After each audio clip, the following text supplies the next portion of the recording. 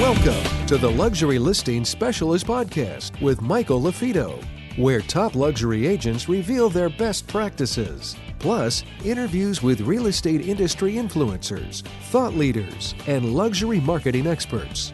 You'll come away from each episode with new strategies and tactics to dominate high-end homes in any market. And now for the latest episode of Luxury Listing Specialist. Here's your host, luxury real estate expert, coach, and trainer, Michael LaFido. Welcome back to another episode of the Luxury Listing Specialist Podcast. I'm your host, Michael LaFido. You're in the right place. If you're a newer agent, you're a seasoned veteran. Doesn't matter if you're with a large franchise or you're with the boutique, and you're looking to work smarter, not harder, and hopefully increase your average sale price and add more high-end and luxury properties to your portfolio of homes you represent, whether you work with primarily buyers, sellers, or both. That is the goal of this show. This is episode 208. I'm really excited about having my guest on. But before I introduce David, just a reminder, if you're getting value from this episode or previous episodes, please leave us a like, leave us a review. My guests don't get paid. I don't get paid. We're doing this because we're trying to raise the bar, and we need to share it with others. So that is my goal, is to continue to raise the bar. So if you have questions, of course, shoot me an email, Michael@Marketing Luxury Group, Michael@Marketing Luxury Group. And if you'd like to know where Michael's speaking next, where I'm speaking next, you can go to luxurylistingspecialist.com. Make sure you click on the events tab, and that lets you know what is happening next. We got events in September and October, and I'm going to be speaking down in Miami November 6th through the 8th. And so we have events all over the country. I just got done, at the time of the recording, I just did a training down in Orlando from an 18,000 square foot mansion where Combs Premier Realty had a retreat. They rented out this mansion. People spent the night, and I did our full day training there. It was a blast. So if that's something you might be interested in, hosting an event, make sure you reach out to us. All right. So today's guests, we have various guests on, whether they be luxury agents, whether they be team leaders, whether they be strategic partners, where they could be maybe a lead source for you as an agent, broker, team leader. Or in this case, I have David on from Chicago Title Land Trust Company, and he'll do a little introduction for himself. But we're going to talk about land trust, what they are, how you can bring more value to your sellers or to your homeowners. And again, that's what we're really trying to do, is we're trying to educate you as an agent so you are more well-rounded. And so if you're going on a listing appointment or you're working with a buyer, you can bring more value to the table. Because when the market shifts, or when everybody knows a real estate agent, you need to have more arrows in your quiver, and you got to be bring more value to the table. And so today we're going to be talking about protecting your privacy with land trust. And I have my guest on. David, how you doing? Good morning, Michael. Thank you for having me. Oh, you're absolutely welcome. I'm really excited. And we're going to be talking about land trust today. But before we go into what is a land trust, tell everybody a little bit about you and Chicago Title Land Trust Company, and then we'll get right into things. So yeah, Michael, I've been with Chicago Title Land Trust Company for about 20 years now. It goes very fast, for sure. And I have been giving presentations on land trust, giving CLEs to attorneys, realtors, educating them. I've seen this service that we have, this product that we have, evolve with the way the real estate business has evolved. So it's been an interesting time, and I'm always happy to come on and, like you said, talk to real estate professionals who are interested in giving their clients that extra value, knowing something that their competitor doesn't know that will benefit their client. And so, again, really happy to be on the show this morning. Well, I'm excited. You and I met. I had a luxury designation event in May of 2022. It was at Medina Country Club. We had the Blues Brothers there. It was a great event. And you and I met. You guys were sponsors at that event. And that's how we first started talking. And I've learned a lot from you. And my thoughts are, if I can learn from you, I know our listeners can as well. So let's start with some of the basics. When somebody owns a home, every state's different. Some states are title-based states. I'm based in Illinois, so we close at title companies, but we're attorney-based here in Illinois. But let's keep it really simple. You own a home, I own a home. Many times we own it in our name, right? But what is a land trust, and who benefits in having their house in a land trust, or their multiple houses in land trust? Yeah, so Mike, you mentioned it. I mean, it's simple. It's a form of holding title, and most people know you hold title with your wife as a joint tenant, or maybe as tenants by the entirety if you need some liability protection. If you're an individual, you own it as a tenant in common, a legal term. A land trust is just another way to hold title, and it is an extra layer on top of that. So, for instance, you and your wife can hold as joint tenants inside the land trust.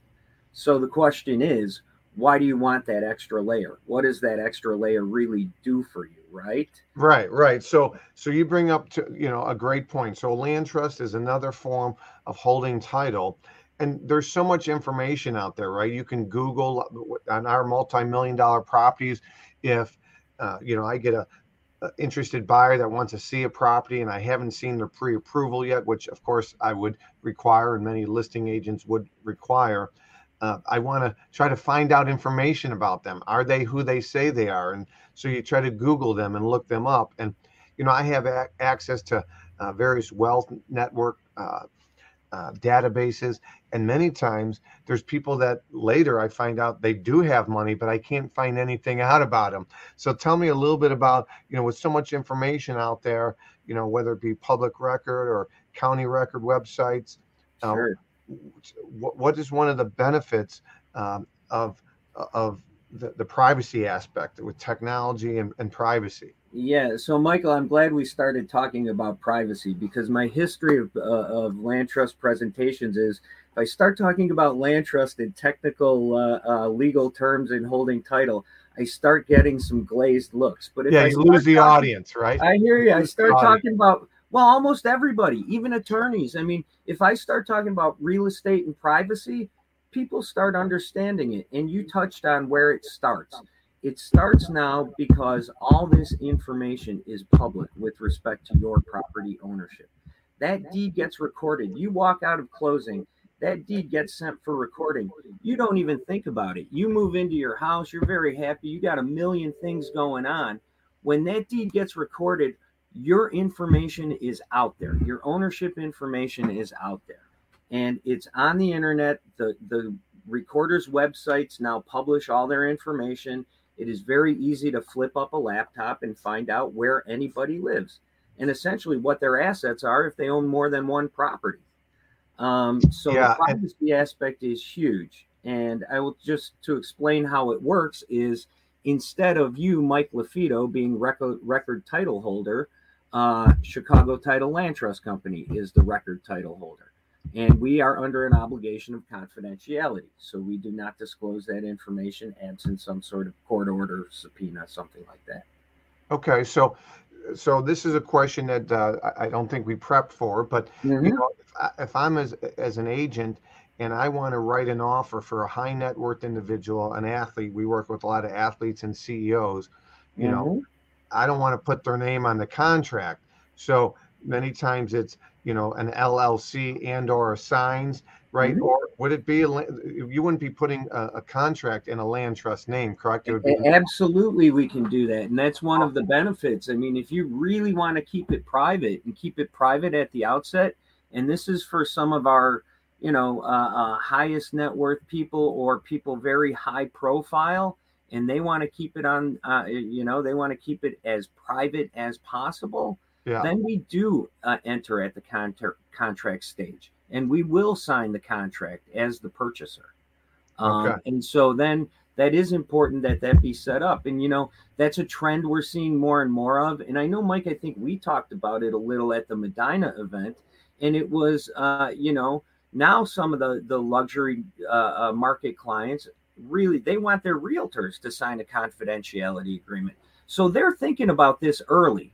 Some of these people where it is a concern, they're thinking about it early, and they have to. So they're thinking about getting their realtor under a confidentiality agreement. They're thinking about making an offer where, it's a confidential offer. So that can be done. And I'm glad you brought it up. Yeah, I mean, confidentiality, and many times they're wanting the realtor to sign that NDA, the non-disclosure, because unfortunately probably bought or sold another property previously, and those agents talked, or it was in the Chicago Tribune or Cranes or something along those lines. So, and so of course now, and this is for another conversation, but when you're dealing with agents that aren't familiar with land trust, and if I were to write an offer and I represented the buyer with the land trust, of course we got to provide other documentation so they know that land trust is tied to an LLC or somebody from a proof of funds standpoint as well. Right. And so actually, when we brought up the NDA, is what I tell realtors when I'm talking to them is that, if they're asking you to sign an NDA, you bring up the land trust right away, because this person has a privacy concern. They may know about getting you, the realtor, under an NDA, how that helps them. They may not know the land trust aspect of it, but that's you should be able to make the connection for that. That's a great point. So you as an agent, you're trying to bring more value to your clients. So if there's a discussion about an NDA and you're representing a buyer, you ask them if they've heard about a land trust, or they should consider opening a land trust and making the purchase in a land trust, to make sure the confidentiality doesn't just happen from the onset, but all the way through the closing and beyond. Right. And you know what it really boils down to? A sensitivity to your client's privacy concerns. And Mike, I think I also told you, I have some people, I'll bring up the land trust and privacy, and they're like, there's so much out there. Different people have different levels of concern about privacy. Some people may have had bad run-ins, bad incidents, or something that make them, more sensitive to the privacy aspect. Yeah, a target. They could be a target, or they could be a politician in today's world. They could be somebody that's on the school board. I mean, right now there's a lot of emotions out there. So that gets me to my next point. Land trusts aren't just for the wealthy, right? It could be an average homeowner of an average price property that should consider a land trust if they want the confidentiality of ownership and their address, from being out there, correct? Right. And when I said, I've been doing this for 20 years and I've seen the business change, I think one of the biggest changes is we always used to have that privacy business with the high net worth, high profile market. An athlete comes in, the Bears draft somebody, the quarterback buys them, $1 million plus house on the North Shore. Don't want the crazy fans to know that. Traditionally, the land trust has worked for that. But with the advent of the internet and all the information online, now, almost everybody has a privacy concern. I don't talk to anybody who hasn't had sort of an identity theft run-in, even if it's getting a notification from your credit card company that, hey, it looks like there's been some unauthorized activity on this. So yeah, it used to be the high net worth, the high profile media personalities, politicians. But now think about it. I mean, one of our biggest, the growing areas is law enforcement and first responders. And we have programs directed at that. What do they tell me? I go out into these highly charged public situations. I have a badge on with my name. I don't want somebody to be able to flip up a laptop and find out where my family is. And I've given presentations to the FBI Northern District here. And again, boy, that's timely news, right? With the FBI, these guys have a privacy concern. Yeah. So again, it's not just high net worth, high profile. A teacher who's had a run-in with a student, we've had that. So oh yeah, I mean, you bring that up. When we bought our COVID puppy, it was out near DeKalb, Illinois, and the lady that was kind of a breeder, if you will, she was a teacher at Canelan High School. And she told me, she had a gang member, come to her house because, she didn't like the fact that she reported her to, teachers, people, and this was a little farmhouse. So, land trust would have helped unless somebody follows you home, would have helped. Well, now, and Michael, that's what I tell people. Like, people go, oh, people can find out where. Yes, if people want to follow you home, but the point is, you don't want to make the beginning point as easy as flipping up a laptop and going to a public website and Googling somebody's name. Yeah. You can avoid that. Yeah. No, it's a great point. So, I know you have done presentations on, keeping it really simple, the 3 benefits of a land trust. And correct me if I'm wrong, confidentiality, which we've covered, but also insulation from asset searches and anonymous offers to purchase, right? Those are. Is that correct? We did talk a little bit about anonymous offers to purchase. And then the other thing you just touched on was asset protection. And the land trust does offer some asset protection. The first thing I talk about when I talk about asset protection is the relationship between privacy and asset protection. And I've talked to and dealt with in some asset protection plans, some very fancy attorneys who do these, the offshore trust and all sorts of fancy estate planning. And I'll never remember what one of them, I'll always remember what one of them told me, that he goes, we can do all sorts of things, but the first layer of protection is staying off the radar, keeping your assets private, nobody knowing what you own. And so that's why we work together. And so the privacy and the asset protection go together.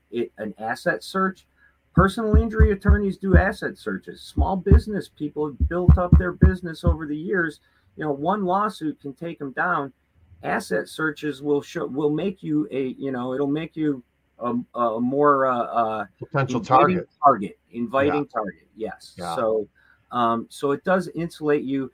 In addition, one benefit is a judgment lien against an individual who holds property in trust does not attach against the land trust as a lien. And so while a judgment creditor can take extra steps, it makes it more complicated, more time consuming, and more expensive to attach a lien against a property in a land trust. IRS liens don't attach against them automatically. They do have to take an extra procedure to make a lien against a trust attached. So that's where the liability protection comes in. Well, that's some really good information. And we briefly talked about anonymous offers to purchase. One of the other benefits of that as well is, if I've represented sellers, and if we knew the buyers had more money, we were maybe a little bit more stringent on negotiating. Of course, at the end of the day, a buyer is only going to pay what they want to pay. But if you can Google and you can find out all the information about that buyer and that they own multiple assets and 20 plus exotic cars, hey, they got the money. I'm drawing a line in the sand, and we're not going below X, right? And so the opposite of that is, if you are anonymous and you own, your offer is in a land trust, you are more likely to have more leverage because they don't know all the assets that you own. Yes, and there is at least among land trust circles, there's a relatively famous instance of that, and that's Walt Disney. When they were building down around Orlando, when they were building Disney World down there, they bought all that property up through land trust. Florida is one of the other big states. Illinois and Florida are probably the 2 biggest states with the use of land trust. Okay. And Walt Disney bought up all that through land trust, through sub company, and then the beneficiary of the land trust would be a sub company that they created. There wasn't Walt Disney coming calling, making offers, that's for sure. And you pinpointed the reason why. Yeah. And so, it's funny, just locally here in the Chicagoland market, there's a suburb called Glen Ellen, and in an unincorporated area of Glen Ellen, Amazon was buying up properties because they wanted to tear down and build one of their big commercial warehouse facilities. And now my understanding is my friend whose house was, they knocked on his door, it was known that was Amazon. And that probably was a big mistake because they probably paid a premium. If it wasn't Amazon, they might not have paid as much. Absolutely. And that's the circumstance where an anonymous offer to purchase is of real value. Yeah. Well, really great value here. Again, this is Michael LaFido. If you're just tuning in or skipping forward, this is Michael LaFido. You're listening to another episode of the Luxury Listing Specialist podcast. This is episode 208, and we're really excited to have David on. And we're talking about land trust and protecting your privacy. Are there some pitfalls or some mistakes that people make when trying to maintain privacy, David? Yes, unfortunately, there are some things you can get trapped on. One of the most common things is, on the deed, it'll say your name, and you can buy it under a trust, and it'll have Chicago Title's name as the record owner. That is wonderful. But remember, there's a little spot on the deed that says send tax bills to, taxpayer information. If taxpayer information is public, it doesn't help that much to have the name private. Look, somebody's going to be able to make the connection. This guy's paying the taxes on the house. They're probably the owner. So that is definitely a pitfall. So there's other areas. So in that instance, they should be sending the tax bill to what, a P.O. box? Well, the tax bill can go directly. Two suggestions. Sometimes it will come to us. It'll come to the trustee. We will forward it to the owner, or the owner can have it come to them, but in the name of the trust. Come directly to their address, but in the name of the trust. But most confidential will be if it comes to the trustee, if things run through us. Okay, that's really good to know. Right. Another common pitfall would be, and this is, I give lender presentations because lenders aren't always that comfortable with these land trusts. And so I give lender presentations. The lender, an owner's name should not be on the mortgage either. Title holder, we execute the mortgage on behalf of the owner of the property. So if a mortgage lender has that in there, we'll contact them and say, hey, our person's concerned about privacy. You don't need that. You have a binding valid mortgage without it. Usually goes pretty smoothly. Okay. So that's another pitfall. So is that like, when would that be noticed? Is that something at the closing table? Yeah, that would probably before the closing table, because we usually get the mortgage documents a few days ahead of time. Okay, perfect. So that's where opening a land trust ahead of time versus after the fact is key. Absolutely. So, on the lines of the mistakes made, I do have one relatively high-profile story. John Fox was the coach of the Bears several years ago, 2014, 2015. Yeah. He came in, he bought a beautiful mansion in Lake Forest. Yeah. Oh, yeah. Beautiful place up. I think he either bought it or sold it to or from Tom Waddle. Actually, he purchased it from Tom Waddle, the former receiver on the Bears. There we go. So John came in, and confidentiality an issue for him, and we've had many Bears coaches through the years in and out of our Chicago Bears. We're talking NFL right now. There we go. It's the right time of year. And so he put it in an LLC. He took title in an LLC. But if you want to look it up in the LLC, here's how one of the websites found out he was the owner. Went to the Secretary of State's website, pulled up the LLC information, which is public. You have to register. Went on. There's a little click site. Who's the manager of the LLC? The manager of the LLC was Robin. I forget, her last name was Italian at the time, something like that. You Google her name, it's John Fox's wife. And so that's how these places found out. And that's what I say in some of my presentations is, maybe somebody who flips up the laptop and looks will be deterred. The extra steps you have to take, a sophisticated searcher, a plaintiff's attorney, a collection agency, somebody like that, they'll dig a little deeper and be able to find stuff. So you really got to, take precaution. And let's face it, I've been featured on Forbes and Mansion Global and a lot of various, and they're looking for celebrities. They're looking for high-profile houses to talk about, and they're not getting permission to write about them if it's public record. And so they're looking, they're searching. People from the Tribune, from Cranes locally, they're searching. And so you bring up a really good point that offers another layer of protection. Let's talk cost. I mean, obviously, it probably depends on a lot of factors, but are you allowed to give me a range above and beyond to protect your privacy, what we're looking at, the additional cost to? Absolutely. It's based on property value, and it starts at about $250,000. The grades, it's about $200 to $500 to establish a land trust, and then there is an annual fee that is usually in the same range.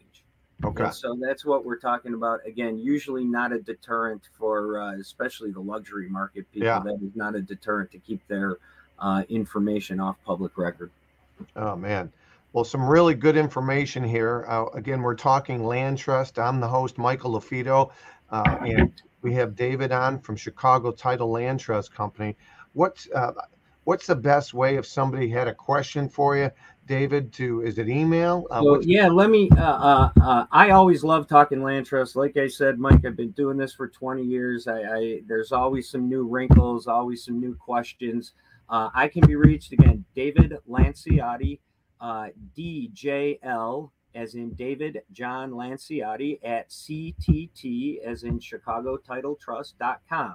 And I would tell you, if you want to learn more about land trust, our website has a bunch of information, resources, common questions, legal forms. The website is CT Land Trust, CTLandTrust.com. ctlandtrust.com. Great information there about protection and privacy. And David, it's been a pleasure, a wealth of information, and I appreciate you being on today. Again, Mike, thanks for having me. I appreciate it. You're welcome. Folks, you're listening to another episode of the Luxury Listing Specialist podcast. Don't forget, each Friday we do a live stream. We call it Luxury Fridays. You can go to luxuryfridays.com, luxuryfridays.com. Actually, I had David's going to be, was on an episode. So you can look at our old episodes by going to our YouTube channel. Go to Marketing Luxury Group on YouTube. You'll see previous episodes. David was on one. We're bringing on all types of guests.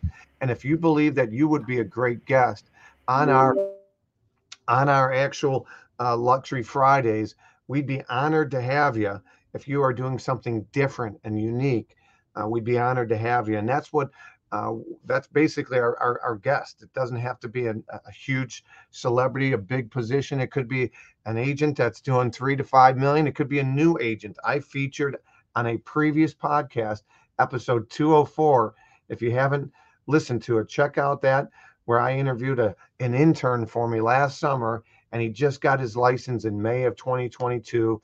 He's got a $1.9 million listing. He's hosted 15 open houses at other people's properties, including a $4.5 million, and he's working with a $2 to $5 million buyer now.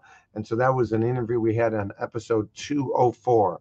So I hope this is valuable. If it is valuable, leave us a like, leave us a review. Again, our book is out there on Amazon, Luxury Listing Specialist, and we are doing our live trainings in person again.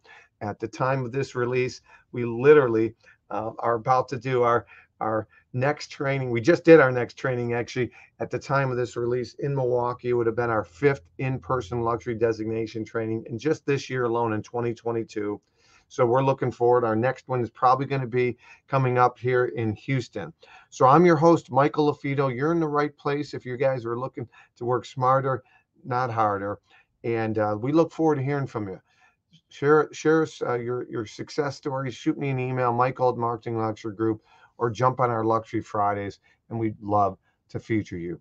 Until next time, you're listening to another episode of Luxury Listing Specials Podcast. I'm your host, Michael LaFido. Remember to prove others wrong and make somebody's day. Take care.